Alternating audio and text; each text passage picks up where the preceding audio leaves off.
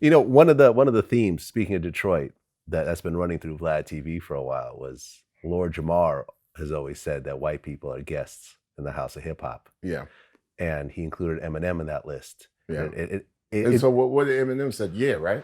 well, for 2 albums in a row, he dissed Lord Jamar on his albums. He kind of like saying like I belong here, I'm not a guest, and he starts listing all the people he put on, and then the next album he was like, Lord if Jamar. Lord well, Jamar is brand Nubian. brand Nubian, right? And he Five actually percenter to the to the core core, of but ownership of culture and the arts, or at least the guardian of the culture and arts mhm, that has seen it been misappropriated all over the place.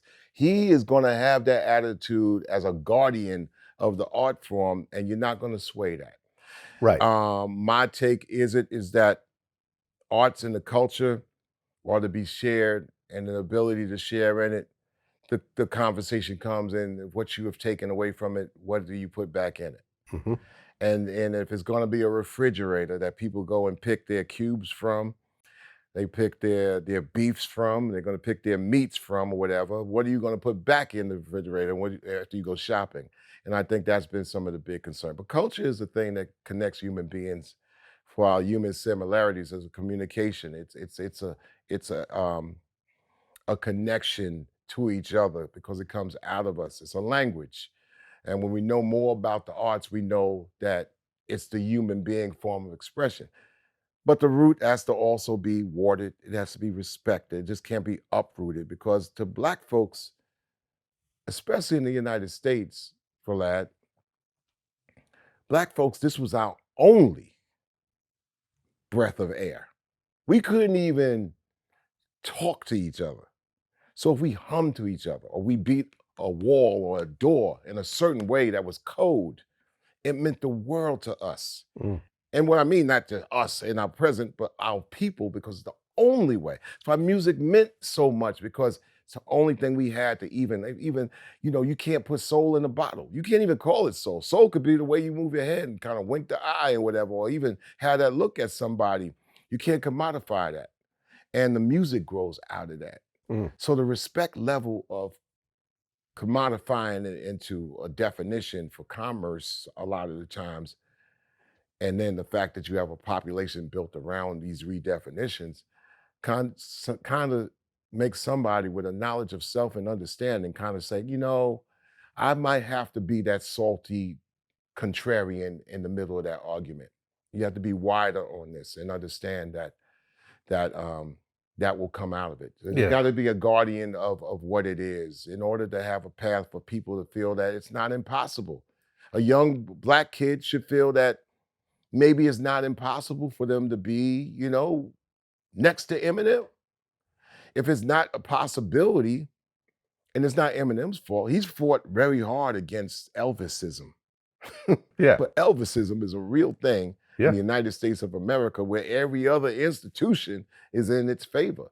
So he's fought hard to try to knock it down. He's not going to defeat it because the United States of America finds out that 50% still voted on Trump just on some contrarianism like that Negro called Obama the last 8 years just because. Yeah. So it's interwoven into that. I give a discussion a lot of times about the interweaving of the social dynamics, but at my age and stage, I give that answer when it's time for me to give that answer.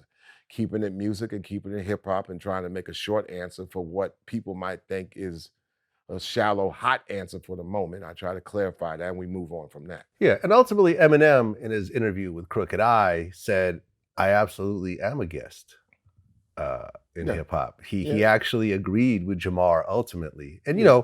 I'm not going to be shallow to say that we're guests in things like, for example, somebody comes up with a technology and it happens to be an Indian dude from India that does it. mhm, Am I say I'm a guest to the technology because I wasn't privy into, I'm not into science like that. So, you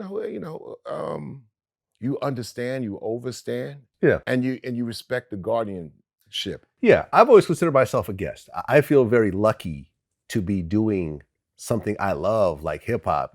If you were to tell me as I'm listening to Nation of Millions in my bedroom in San Mateo, California, with my, being a Russian immigrant with parents who don't speak English all that well, to say, hey, fast forward 20 years from now, and you're going to have this media company where you're interviewing the guy that you're listening to. Yeah. And you're making a great living out of this, and you're supporting, you have a dozen employees, and you have millions of people that tune in every day to listen to your opinion about this.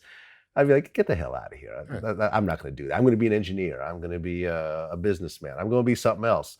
To wake up in the morning and say, I actually do hip hop, my part in hip hop, and one of the goals of what I do is I feel I document the hip hop culture. This is some of our conversation early on in the game. I said, it's one thing, the low hanging fruit is to take the drama of what's happening and just have it roll down the inertia of the mountain. It's like anybody could take apples and roll them down a hill. Right. But also, where's the motion going up the hill too? Yeah. And where does it actually benefit? We know there's no guarantee it's going to benefit you. But if you could figure out a way that it could benefit the path of what people could get into, it's a good thing. It's how it's how the world goes around. Yeah. And the more places you go around the planet, you realize that it's greater than your imagination. Yeah. And I remember when John Witherspoon died. Yeah. And you went on Twitter and you said, Vlad was the only person that actually sat down with John, one of our heroes, and documented his life, told the story from beginning to now about this very iconic person that no documentaries were even looking at. No. Gave him the respect. I think you can compare him to like a Jerry Seinfeld or something like that. I'm like, he gets it. Like Chuck gets what I'm doing here. I'm actually documenting people's lives because more often than not, these people die without that type of documentation. Most do. Yeah. I was supposed to interview Dick Gregory. He died before I got to do it. That happened a few times with me where it's like, I'm trying to interview somebody and they die in the process. I think what's happening, and YouTube has been helpful and industries have been helping. You have a lot of shows that have looked at your template and have done it their way. And it all works together. It all works. And let no story be obscured or ignored, especially if it's in the arts and you got somebody covering the arts. We can't get into the game of looking at somebody else's numbers. That's like looking at somebody else's plate of food. That's like looking at somebody's money that whatever they got for their family, whatever.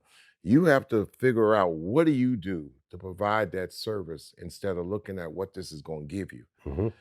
That's what it's all about. And I tell myself and I tell others, my job in hip hop has always been a serviceman. I have no clear answer why I've been doing a And You Don't Stop hip hop radio show for 11 years in a row and a rap station inter-network that I kind of spin for and I don't make anything out of. And I know people that work with me, they have the same attitude too, because they know if something happens to make some money, they know they're a part of it because they trust me like that. But it doesn't, and I do it anyway. I did my show before I came to see you. And in the beginning, DMC has a new record. I played Fight, it's him and Bumpy Knuckles put together. But then also Ali Shaheed and Roy Ayers and Adrian Young just did a song. I promote that. Sky Zoo did a Happy Father's Day song. I got a young guy from As Is, an artist who's under the radar. When I introduce these people on radio, man, I give all of myself to them. And they use it for their social media. I'm a serviceman of hip hop. That's why, long story short, back to the beginning conversation, when I knocked on the door and Premier is giving me some Tums out of his bag, and I'm looking in the back of all of his computers, setting up and doing a radio show at 1:38 that he's going to put up the next day or whatever, playing an artist and getting on a Highway 12 that he's doing for this artist, that no one knows. And I'm doing the same thing in my room. I said, this is what it's about with service people, man. So if you hear a song that comes out with me and Premier working on it in a span of 24 hours, because he ain't spend long at the track, I didn't spend long writing it, we come together and it's like that. It's the intangibles that make it happen, not this thing we sat down, now let's go make something that bangs. It's like, yo, bro, this is us. It bleeds out of us.